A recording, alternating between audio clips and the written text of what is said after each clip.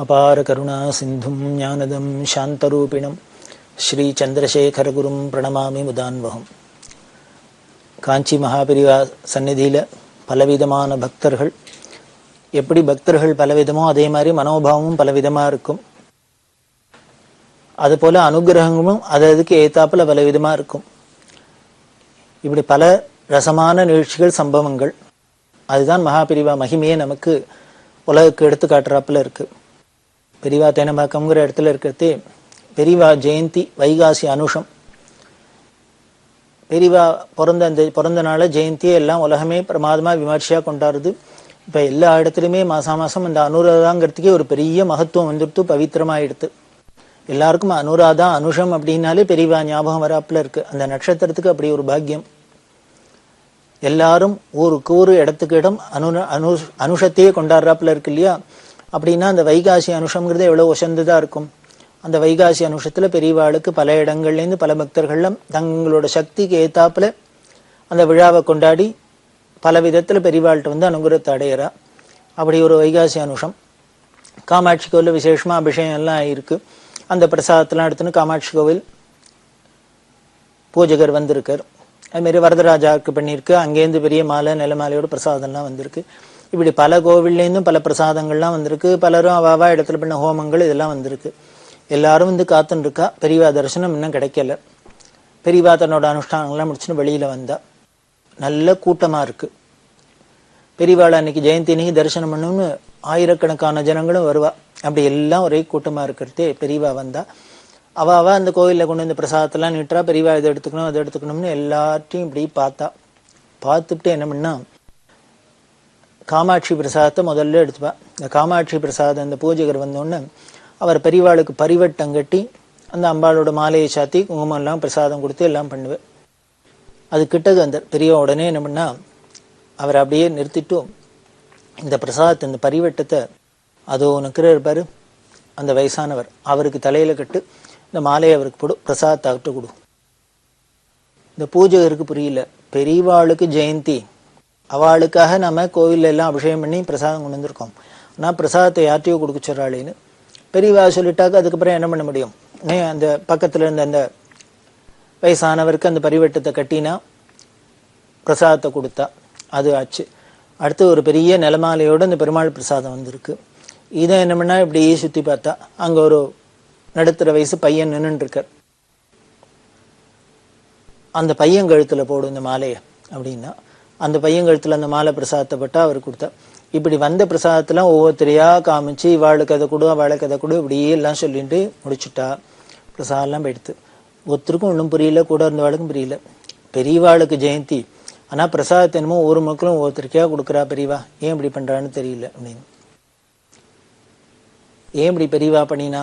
வேற ஒண்ணும் இல்லை, அதுக்கு பாவார்த்தம் எடுத்துக்கணும். அப்படின்னா பெரியவா ஜெயந்தி அப்படின்னா கூட இந்த பெரியவா ஜெயந்தி அப்படிங்கிறது நமக்கு வேணா இப்படி பெரியவாங்கிற ஒரு மனுஷ சரீரம் இந்த వ్యక్తిக்கு அப்படின்னு, அது சர்வம் பிரம்மமே எல்லாத்துலயும் வியாபிச்சிருக்கிறதுனால இந்த பெரியவாங்கிற இந்த சரீரத்துக்கு அந்த பிரசாதத்தை சேர்த்தா தானே இல்லை, எந்த சரீரத்துல சேர்த்தாலும் அது அந்தர்யாமியா இருக்கிற அந்த ஈஸ்வரனான பெரியவாளையே போய் சேர்றது அப்படிங்கிற ஒரு தத்துவத்தை உணர்த்தணுங்கிறதுக்காகவே இப்படி ஒரு லீலை பண்ணி காமிச்சா போல இருக்கு. பெரியவா சொல்ற வழக்கம் உண்டு, பெரியவா தனக்குன்னு எதுவும் பண்ண வேண்டாம் அப்படின்னே சொல்லுவா. அப்புறம் பல பேர் கேட்டு அனுஷத்துக்கெல்லாம் நாங்க ஜெயந்திக்கு இதை பண்றோம் அது பண்றோம் அப்படிங்கிறது. அதுக்கப்புறம் பெரியவா சரின்னு ஒத்துண்டு பண்ணியிருக்கா பல பேரோட நிர்பந்தத்துக்காக. இது ஏன் இதெல்லாமும் ஒத்துண்டா? பெரியவாளுக்கு கூட இப்ப நிர்பந்தம் உண்டா? அடுத்த வாளுக்கு வாடி பண்ணி வேணுமா, அடுத்த வாசரத்தை கேட்டுத்தான் வேணுமா அப்படின்னா வேற ஒன்றும் இல்லை. பெரியவா அதுக்கு ஒரு விளக்கம் சொல்றா. என்ன அப்படின்னா, பல பேர் நான் வேண்டாம்னு சொல்லி பார்த்தேன், ஒருத்தரும் கேட்கல. அவளுக்கு ஒரு ஆசை தாபம். இப்போ நம்ம வேண்டாம்னு தடுத்தாலே இதுவே ஒரு பெரிய பப்ளிசிட்டி மாதிரி ஆயிடுறது. அப்புறம் தான் தோணித்து, சரி அனுஷத்தன்னைக்கு பண்றேங்கிறா, பண்ணிட்டு போட்டுமே. இந்த அனுஷத்துல நான் ஒருத்தன் பிறந்திருக்கேன்னு, எத்தனையோ பேர் அனுஷத்துல பிறந்தவா இருக்கலாம். ஏன்னு ஒருத்தர் பேர் தான் இந்த பேரா இருக்கான்னு, இதே மாதிரி பேர் பல பேருக்கு இருக்கலாம். அதனால அப்புறம் தோணித்து, இந்த ஷாக்குல ஒரு அனுஷம் நம்ம பிறந்திருக்கோம் அப்படிங்கிறதுனால இந்த நட்சத்திரத்தை ஏதோ கொண்டாடணும் அப்படிங்கிற ஒரு ஷாக்குலையானும் அங்கங்க ஒரு ஹோமம் பண்ணணும், ஒரு ஜபம் பண்ணணும், ருத்ர ஜபம் பண்ணணும், ஒரு சண்டி ஹோமம் பண்ணணும், ஒரு கோவில் அபிஷேகம் பண்ணணும், ஆராதனை பண்ணணும் அப்படின்னு எல்லாருக்கும் தோன்றது இல்லையா? அங்கங்க ஒரு சத்காரியம் நடக்கிறது இல்லையா, நல்ல காரியம் நடக்கிறது. அதனால இந்த நல்ல காரியம் நடக்கிறதுக்காகனு சரின்னு ஒத்துண்டேன். இப்ப அனுஷம்னா எனக்கு ஜெயந்திக்காக எனக்கு பண்றாங்கிற நான் பாவத்துல அது சரின்னு ஒத்துக்கல. இந்த அனுஷத்துல பிறந்தவா எல்லாருமே நன்னா இருக்கட்டுமே, ஒரு ஆயுஷ ஹோமம் பண்றதுனால அவஹந்தி ஹோமம் பண்றதுனால எல்லாருக்குமே ஒரு சுபீட்சம் ஏற்பட்டுமே அப்படிங்கிற பாவத்துலதான் எந்த கோவில்ல என்ன வேணா தோன்றத்தை பண்ணுங்க அப்படின்னு விட்டுட்டேன். இப்ப அவளுக்கும் ஒரு சந்தோஷமா போச்சு அப்படின்னு சொல்றா.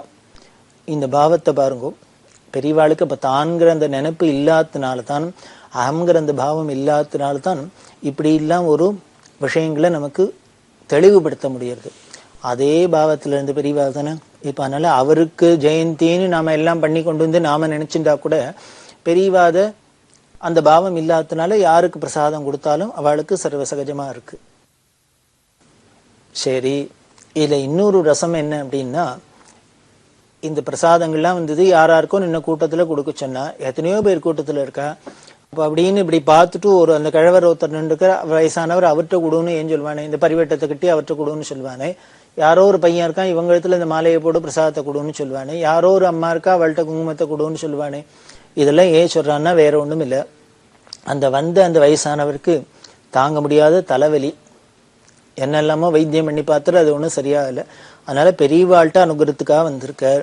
அவர் தலைவலியோட அனுகிரகத்துக்கு வரதுனால தலையில ஒரு பரிவட்டத்தை கட்டி அவருக்கு தலைவலிக்கு அனுகிரகம் பண்ணியாச்சு. இந்த வந்த பையனுக்கு இன்னும் கல்யாணத்துக்கு பார்த்துட்டுக்கா, இன்னும் ஒன்றும் வரன்னு அமைய மாட்டேங்கிறது, சரியா சீக்கிரம் கல்யாணம் ஆக மாட்டேங்கிறது. அவருக்கு அந்த குறை. அதனால அவருக்கு மாலையும் கழுத்துமா ஆகட்டும், அவருக்கு மாலை பிரசாதம். யாரோ ஒரு அம்மாவுக்கு புருஷனுக்கு உடம்பு சரியில்லை அப்படின்னு அந்த அம்மா தாபத்தோடு வந்திருக்கா, அந்த அம்மாவுக்கு குங்கும பிரசாதம். இப்படி அவளோட தேவைக்கு என்னென்ன அனுகிரகம் வேணுமோ அதுக்கும் பிரசாதமா போச்சு. இப்ப பெரியவா ஜெயந்திக்கு வந்த பிரசாதம் இந்த பக்தாளுக்கும் போயிடுத்து. அது பெரியவாளுக்குன்னு இந்த சரீரத்துக்கு போகாத எல்லாருக்கும் போயிடுத்து. இது அந்தரியாமே எல்லாரும் பெரியவா எல்லாருக்குள்ளேயும் நிரம்பி இருக்கா அப்படிங்கறத காமிக்கிறாப்புல ஒரு தத்துவத்தையும் நமக்கு உணர்த்துறாப்புல இருக்கு. இப்படி அவ பண்ற லீலைகள், மகிமைகள், கருணை இப்படி பல விதத்துல பல தினசா இருக்கும். அப்படி இருக்கிற பெரியவா ரொம்ப திரிகால ஞானி அப்படிங்கிறதுக்கு பல நிகழ்ச்சிகளை சொல்லலாம்.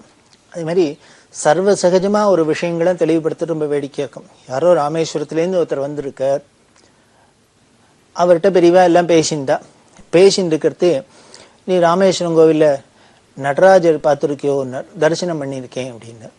எத்தனை நடராஜர் அப்படின்னு அவருக்கு ஒன்னே சட்டுன்னு விக்கிச்சு போயிட்டு தெரியல. ராமேஸ்வரம் கோவில்ல நடராஜா பார்த்திருக்கேன் அப்படின்னு. உடனே 3 நடராஜர் அப்படின்னு எங்கெங்க இருக்குன்னு உடனே கணக்கு சொன்னான். உடனே நீ 7 தரன்னு கேள்விப்பட்டிருக்கியோன்னா. இல்லை அப்படின்னு. உடனே பெரியவா சொல்றா, ஆருத்ரா தரிசனத்தன்னைக்கு 7 தரையை போட்டு சுவாமிக்கு எல்லாம் பண்ணி அப்புறம் ஒவ்வொரு தரையா விளக்கி திவார்த்தனை பண்ணி தரிசனம் பண்ணி வைக்கிறது ஆருத்ரா தரிசனத்துல. அது ரொம்ப விசேஷம் அப்படின்லாம் சொல்றா. அந்த 7 தரையெல்லாம் என்ன அப்படிங்கிறதுக்கு பெரிய வேதாந்த ரீதியாவே அதுக்கு பெரிய பல பொருள்லாம் இருக்கு. இந்த திரையினாலே என்ன தியாக பிரம்மம் சொல்றாரு, திரதீயகராதா நாலோனி மதமத்சரமனு அப்படின்னு. நமக்கு அந்த மதம், மாத்சரியம், காமம், குரோதம் முதலானதெல்லாம் இருக்கு. இதெல்லாம் தான் பெரிய தரை நமக்கு மனசுல. இதெல்லாம் விலக விலக விலகதான் உள்ளுக்குள்ள இருக்கிற ஆத்மஸ்வரூபமான அந்த ஈஸ்வரன் பிரகாசிப்பர். இதெல்லாம் நமக்கு காமிக்கிறாப்புலதான் இந்த மாதிரி ஒரு சம்பிரதாயம் எல்லாம் வச்சிருக்கா அப்படின்னு இதுக்கெல்லாம் வியாக்கியானம் பண்ணிருந்தா. வரத்தே இந்த குருவாயூர்ல நல்ல சுத்த நல்லெண்ணெயால சுவாமிக்கு அபிஷேகம் பண்றா, பார்த்திருக்கியா? ஆமா அப்படின்னு. இதே மாதிரி ராமேஸ்வரத்துலயும் அபிஷேகம் உண்டோ அப்படின்னா சுவாமிக்கு வந்தவர் பார்த்தார்.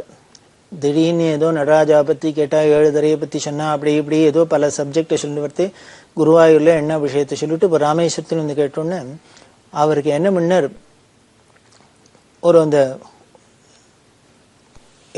அந்த டென்ஷன்ல என்ன பண்ணிட்டார், உண்டு அங்கேயும் உண்டு அப்படின்னு சொன்னார். அதாவது எண்ணெய் விஷயம் உண்டு அப்படின்னா செக்குல எண்ணெய் அடி குருவாயூர்ல அது ரொம்ப விசேஷம். அது மாதிரி பண்ணுவாளன்னா ஆமா அப்படின்னு விட்டார். இது சொன்னோன்னு பெரியவா உடனே சிரிச்சுட்டே சொல்றா, ஆமாங்கிறியே, உனக்கு ஒண்ணு தெரியுமோ, ராமேஸ்வரத்துல அந்த சுவாமி மண்ணால கையால பிடிச்சி வச்ச லிங்கம், அதனால அதுக்கு இந்த எண்ணெய் அபிஷேகம் கிடையாது. இது மாதிரி எண்ணெய் சாத்த மாட்டா, எண்ணெய் அபிஷேகம் கிடையாது. இந்த செக்குல ஆடின எண்ணெய், அதுக்கு மேல இந்த ராமேஸ்வரத்துல செக்கே கிடையாது அப்படின்னு பெரியவா சொல்றா. இதை கேட்டோன்னா அவருக்கு ஆச்சரியமா இருந்தது. அதுக்கப்புறம் இந்த விஷயங்கள்லாம் அவர் தெரிஞ்சுக்கிறார். இது எதை குடிக்கிறது அப்படின்னா, இது அந்தந்த சம்பிரதாயத்தை அந்தந்த ஊர்ல என்னென்ன ஒரு சிறப்பு அப்படிங்கிற மாதிரி பல விஷயங்கள்ல பெரியவாள் சன்னதிக்கு போனா அவளுக்கு உணர்றாப்புல இருக்கும். அந்த ஊருக்காராளுக்கே அந்த ஊர் சம்பிரதாயம் அந்த ஊர் விஷயங்கள்லாம் தெரியாத இருக்கும். ஆனா பெரியவாள்கிட்ட போனா தெரிஞ்சுக்கிறாப்புல இருக்கும். இது பெரியவாளோட ஒரு சிறப்பு. அப்படி இருக்கிற பெரியவா ரொம்ப சௌலபியம் அப்படின்னா எவ்வளவு பெரிய வசந்த வஸ்துவோ அப்பேற்பட்ட வஸ்து நமக்கு சரியா நம்மளோட லீலை பண்றது ரொம்ப வேடிக்கையா இருக்கும். பெரியவா சின்ன காஞ்சிபுரத்துல இருக்கா. அப்போ கணபதி கணபதி அண்ணா எழுத்தாளர், அவர் போய் தரிசனம் பண்ணிதார். அவர்கிட்ட பொறுத்தையும் பல விஷயங்கள் பேசின்னு பலதெல்லாம் இருப்பா. இப்படி ரசமா பேசின்னு இருக்கிறதே யாரோ ஒரு அம்மா தரிசனத்துக்கு வரவா, பல பேர் தரிசனம் பண்ணிருப்பா இல்லையா, அதுல யாரோ ஒரு அம்மா பாட்டு பாடுறா. அந்த அம்மாவுக்கு ஏதோ சங்கீதம் பாட்டு தெரியும் போலக்கு பெரியவா சன்னதியில பாடணும். இப்போ சில பேர் பாடுவா, சில பேர் ஸ்லோகம் சொல்லுவா, என்னெல்லாமோ அவளுக்கு தங்களுக்கு தெரிஞ்ச விதத்துல உபாசிப்பா, பக்தியை பண்ணுவா. இந்த அம்மா பாடுறதே ஒரு தியாகராஜ கீர்த்தனம், நீ சித்தமும் நிர்மலமை அப்படின்னு ஒரு தன்யாசி ராகத்துல ஒரு கிருதி. அந்த பாட்டை பாடுறா. அந்த பாடி முடிச்சுட்டு அந்த அம்மா அந்தண்ட போறா. உடனே பெரியவா இவளுக்கும் தெரிஞ்சுடுத்து, நான் என்னங்கிறது என் விஷயம் இவளுக்கும் தெரிஞ்சுடுத்து அப்படின்னா. இது கணபதியோ இல்லையோ, அவர் உடனே என்ன தெரிஞ்சுடுத்து அப்படின்னு, இல்ல அவளும் என்ன பரியாசம் பண்ணிட்டு போறா பாரு அப்படின்னு. அவ என்ன பரியாசம் பண்ணி பாடி காமிச்சிட்டு போறா அப்படின்னு. கணபதிக்கு பிள்ளை பாவம், அந்த அம்மா ஏதோ பக்தியில ஏதோ தெரிஞ்சதை பாடிட்டு போறா, பெரியவா என்ன அவளை பரியாசம் பண்ணாங்கிறா அப்படின்னா, அவ என்ன அதுல பாடுறதே நிற்கா, குருடே பாஸ்கருடு குருடே பத்ருடு அப்படின்லாம் அந்த தியாகராஜ கிருதியில வருது.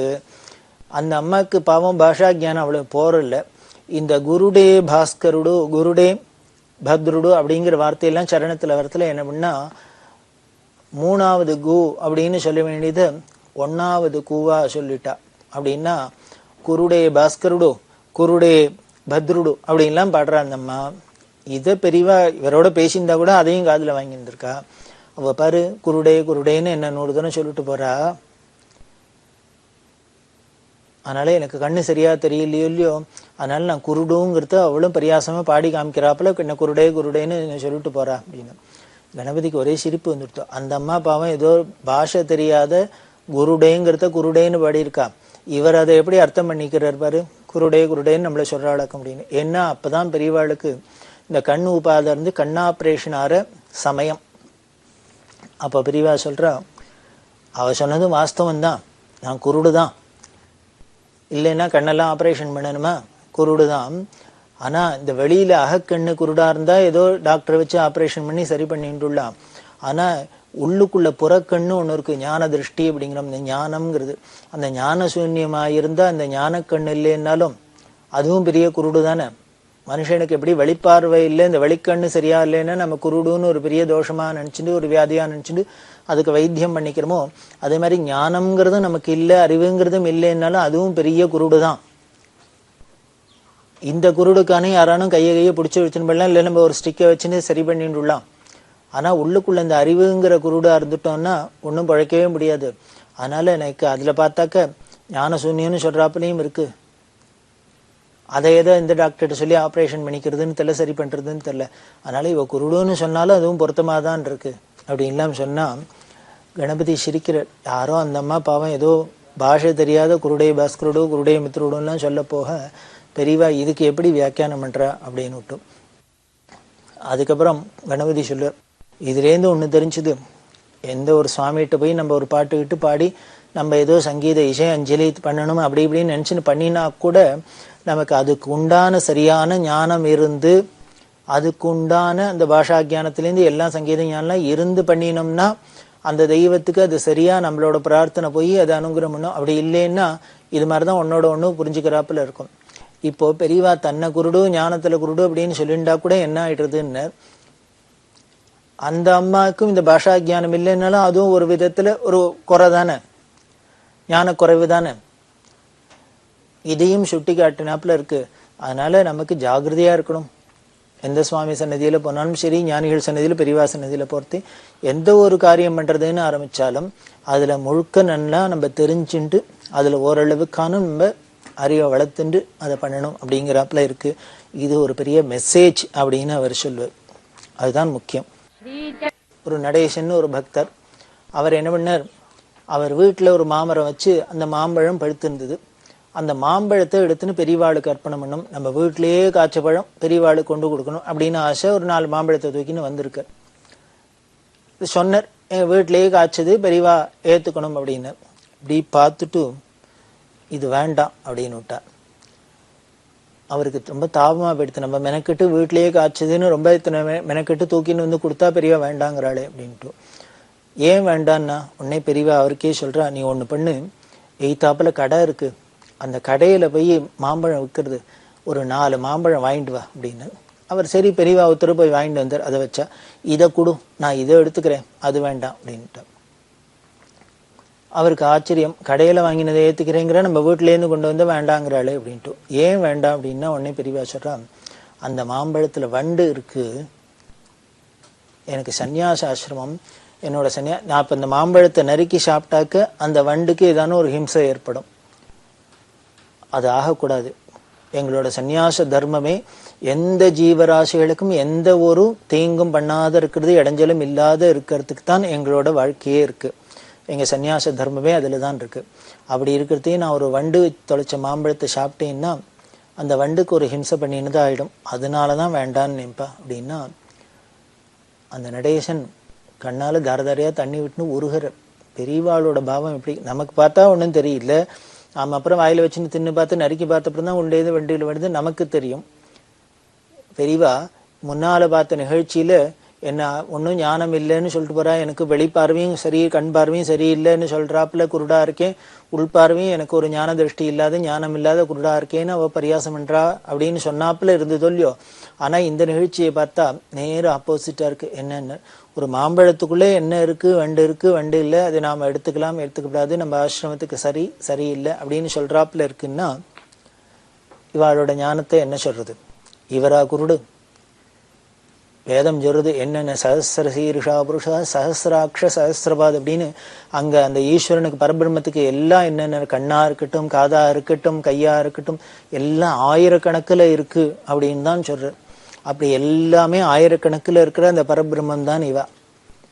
ஒரு மனுஷ சரீரத்துக்குள்ள வந்ததுனால அதுக்கு உண்டான என்னென்ன குணங்கள் இருக்குமோ, வயசானா கண்ணு தெரியாது, பல்லு இருக்காது, இது மாதிரிலாம் இருக்கிறதுனால தான் பெரியவா அதுக்கு ஏத்தாப்புல அந்த தன்னை சரீரத்தை வச்சுன்னு காமிச்சால வழிய உள்ளுக்குள்ள இருக்கிற அந்த பாவம் அப்படிங்கிறது, உள்ளுக்குள்ள இருக்கிற ஸ்வரூபம் வேற. இப்படி இந்த மாம்பழத்தை பார்த்த மாத்திரத்துல சொல்றா. இன்னொரு பக்தர் வந்திருந்தார். அவர் பம்பாயிலேருந்து வந்திருக்கார். பெரியவாள்கிட்ட ரொம்ப பக்தி, பெரியவாள்கிட்ட எல்லாம் பேசிட்டு பிரசாதம் வேணும் அப்படின்னு கேட்டார். பெரியவாள்னே ஒரு மாம்பழத்தை தூக்கி கொடுத்தா.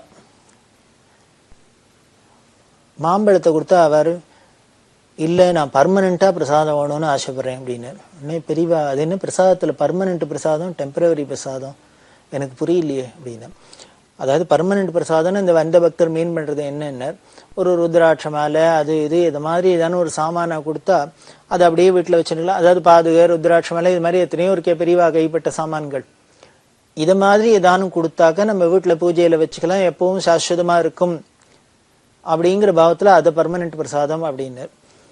இப்படி சொன்னா பெரியவா, ஓ அதை அப்படி பர்மனன்ட்டுங்கிறியோ, சரி நான் இப்ப கொடுத்துட்டேன், இந்த மாம்பழம் மட்டும் இது பிரசாதம் பர்மனன்ட் இல்லையோ, இதே பர்மனண்டா வச்சுக்கோயே அப்படின்னு. அவருக்கு புரியல, மாம்பழம் என்ன பர்மனன்ட், இதோ இருந்தா மிஞ்சி போனா ஒரு நாளைக்கு இருக்கும், 2 நாளைக்கு, அப்புறம் 4 நாள் ஆயிடுத்துனா அழுகி போயிடும். இல்லையா அதை நம்ம நறுக்கி சாப்பிட்டுட்டு தூக்கி போட்டுட்டோம்னா சரி ஜரிச்சு போயிட போறது, சரியா போயிட போறது, இது எப்படி பர்மனண்டா இருக்கும் புரியல. உடனே பெரியவா சொல்றா, இது எப்படி பர்மனண்டா இருக்கும்னு உனக்கு யோஜனையா இருக்கோ, ஒண்ணு பண்ணு, நான் இந்த மாம்பழம் கொடுத்தேன்னு இல்லையோ, நீ வீட்டுல போய் சாப்பிடுவேன், சாப்பிட்டுட்டு உங்க வீட்டுல தனி வீடா பிளாட்டா அப்படின்னு. தனி வீடு அப்படின்னு. இந்த பின்னால கொல்லை எல்லாம் இருக்கும் இல்லையோ, ஆமா பண்ணு தோட்டம் எல்லாம் இருக்கு, இந்த மாம்பழ கொட்டையை தூக்கி போடும், போட்டின்னா அது கொஞ்ச நாள்ல மரமா முளைச்சிடும். நேச்சுரலி ஒரு கொட்டையை போட்டா அது மழையமா முளைக்குமே, மாமரமா முளைச்சிடும். இந்த மாமரம் பெருசா முளைச்சதுன்னு வச்சுக்கோ, பாச்சுன்னா அதுக்கப்புறம் நிறைய காய்க்க ஆரம்பிச்சிடும். இப்படி பெரியசா இந்த மாங்கொட்டை மரமாகி அதுல பல காய்கள்லாம் காய்க்க ஆரம்பிச்சு பழுக்கிறது எல்லாம் உனக்கு என்ன தோணும்னு, அந்த மரத்தை பார்த்தாலே அந்த காயெல்லாம் பார்த்து பழத்தை பார்த்தாலே என் ஞாபகம் தான் வரும். வந்தா நீ வரவாழ்கிட்டலாம் சொல்லுவேன், இந்த மாமரம் எப்பேற்பட்ட மாமரம் தெரியுமோ, நான் ஒரு நாளைக்கு பெரியவாழ்கிட்ட பெற்று பெரியவா மாம்பழம் கொடுத்தா அதை சாப்பிட்டு போட்டோம், அந்த கொட்டை தான் இப்படி இன்னைக்கு முளைச்சிருக்கு அப்படின்னு. இப்படி பெரியவா ஒரு மாம்பழமா கொடுத்தது இப்போ 100கணக்கான 1000கணக்கான மாம்பழமா குலுந்து பழுத்து குலுங்குறது அப்படின்னு சந்தோஷப்பட்டு பெல்லையோ. இதனால எல்லாருக்குமே அதுல இருந்து அவ ஒண்ணு அப்படியா பெரியவா கொடுத்த பழத்தோட வந்ததா, எனக்கு ஒண்ணு கொடுங்க உனக்கு ஒண்ணு கொடுங்கன்னு அவ வாங்கிட்டு போவா. இன்னும் பல பேருக்கும் போய் சேருமொழியோ இந்த ஒண்ணும் அப்படின்லாம் வியாக்கியானம்னா அவருக்கு ரொம்ப தாங்கல முருகினர். இத எப்படி பெரியவா இன்டர்பிரட் பண்ணி காமிக்கிறான். நம்ம ஏதோ பர்மனெண்ட் பிரசாதம்னா ஏதோ ஒரு சாமானை வாங்கி கல்லை வாங்கி மண்ணை வாங்கி வச்சாதான் பர்மனெண்ட் அப்படிங்கிறோம். ஆனா பெரியவா என்னடான்னா ஒரு மாம்பழத்தை கொடுத்துட்டு அதை வச்சுட்டே இது இவ்வளவு தூரம் வியாக்கியானம் பண்ணி இதை எப்படி பர்மனெண்டா ஆக்கலாம்னு நமக்கு வழி சொல்லித்தராளே அப்படின்னு. அதான் ஞானிங்கிறது. இப்படி மிருதமான ஒரு சரீரத்தையே மிருத்யோர்மா அமிர்தங்கமய அப்படின்னு சொல்றோம். அதாவது இந்த மனுஷ சரீரம் மனுஷனா பிறந்தாலே ஒரு மிருத்யூட்ட மாட்டிக்கணும் அப்படின்னா கூட இப்படி மிருதமான சரீரத்தை வச்சுன்னு கூட அமிர்தமா ஆகக்கூடியதுக்கெல்லாம் வழி சொல்றாள் இல்லையோ. அதாவது தேவர்களுக்கெல்லாம் அமுதம் கடைஞ்சு கொடுத்தார் அப்படி பகவான் அப்படின்னு சொல்றோம். அமிர்தம் கொடுக்கறது அமிர்தம் சாப்பிட்றதுன்னா என்னென்ன ஒண்ணும் இல்லை, இந்த தள்ள தெளிந்த ஞானத்தடைஞ்சு ஜீவன் முக்தராருதான் அமிர்தமயமாறுது அப்படின்னு அர்த்தம். இதுதான் வேதாந்த ரீதியா அதுக்கு அர்த்தம். இப்படி நம்மளை அமிர்தமயமா ஆக்கிறதுக்கு நமக்கு முடிவில்லாத சாஸ்வதமா ஆக்கிறதுக்கு தானே நம்மள அத்தனை பேரையும் இந்த உலகத்தை ஆக்கிறதுக்கு தானே அந்த ஆதிகுருவான ஞானஸ்வரூபமான தட்சிணாமூர்த்தியான பெரியவா இறங்கி வந்திருக்கா. அப்படி நம்மளையே மறிச்சு போற ஒரு மனுஷ சரீரத்தையே ஒரு மனுஷர்களையே தேவர்களை ஆக்கி பரபிரம்மமா ஆக்கி பர்மனண்டா ஆக்க முடியும் அப்படின்னா ஒரு மாம்பழத்தை ஸ்திரமா ஆக்க முடியாதா? ஒரு மாங்கொட்டையை கொடுத்து அதை பெருசா ஆக்கி இதை ஒரு பர்மனண்ட் பிரசாதமா ஆக்கி காமிக்க முடியாதா? இதைத்தான் பெரியவாளோட மகிமைக்கு ஒரு உதாரணமா நாம எடுத்துக்கலாம். இப்படி எதை வேணா எப்படி வேணா பண்ண முடியும் அப்படிங்கிறது இதான் ஞானியோட பார்வைக்கும் அவளோட அனுகிரகத்துக்கும் நம்மளோட அஜ்ஞானத்துக்கும் உள்ள வித்தியாசம். இப்படி பல பேருக்கு பலவிதமான அனுகிரகம். இன்னொரு ஏழை பாட்டி, அந்த பாட்டி பெரியவாள்கிட்ட குறப்பட்டுண்டா. அவாவா பெரியவாளுக்கு என்னெல்லாமோ காசு பணத்தால செய்யறா, அதால செய்யறா, சரீரத்தால் செய்யறா, என்னெல்லாமோ கைங்கரியம் பண்றா. எனக்கும் இதான கைங்கரியம் பண்ணணும்னு ஆசை இருக்கு. ஆனா என்கிட்ட ஒன்றும் சக்தியும் இல்லை, காசு பணமும் இல்லை, சரீரமும் அதுக்கெல்லாம் அப்படி எல்லாம் ஒன்றும் ஓடியாடி செய்யறாப்புல இல்லை, என்ன பண்றதுன்னு தெரியல. ஆனா தாபமும் இருக்கு அப்படின்னு வருத்தப்பட்டா பெரியவா. அதனால என்னப்போ நான் ஒண்ணு உனக்கு சொல்றேன், நீ அதை பண்ணு அப்படின்னா. என்ன பண்ணு அப்படின்னா, நீ ஒண்ணு பண்ணு, ஒரு கூடை எடுத்துக்கோ, இப்படியே இந்த கோசாலை இருக்கிற பக்கம்லாம் போ, உங்க வீட்டுக்கு பக்கத்துல அங்க பக்கத்துல கோசாலைன்னா அங்க போ, அங்க இருக்கிற இந்த மாட்டு சாணியெல்லாம் பசுஞ்சாணியெல்லாம் எடுத்துக்கோ, எடுத்துன்னு வீட்டுக்கு வா, விராட்டி தட்டு, அதை காய வை, எப்போ முடியறதோ இங்க மடத்துல கொண்டு கொடு. இங்க மடத்துல ஹோமங்கள்லாம் நடந்துட்டு இருக்கு, அதுக்கு நல்ல பசு விராட்டி வேணும். இங்க கொண்டு வருவாள்லாம் எனக்கு பிடிச்ச சாமான் இது வேணுமா அது வேணும், எனக்கு என்ன வேணும்னு பார்த்து கொண்டு வரது இல்ல, அவளுக்கு பிடிச்சதை கொண்டுறா, நீ நானும் எனக்கு பிடிச்சதை கொண்டு வாயேன், இந்த கைங்கரியத்தை பண்ணேன் அப்படின்னு. அந்த அம்மா பரம சந்தோஷத்தோட இந்த கைங்கரியத்தை பண்றதுக்கு போனா. இது நமக்கு ஒரு உபதேசம் என்ன அப்படின்னு, பெரியவாளுக்கு பிடிச்சதை நாம பண்ணணும் அப்படிங்கிறதான் அப்படின்னு சொல்லி அந்த குரு பிரபாவத்தை மேல தொடர்ந்து நாம பார்க்கலாம்.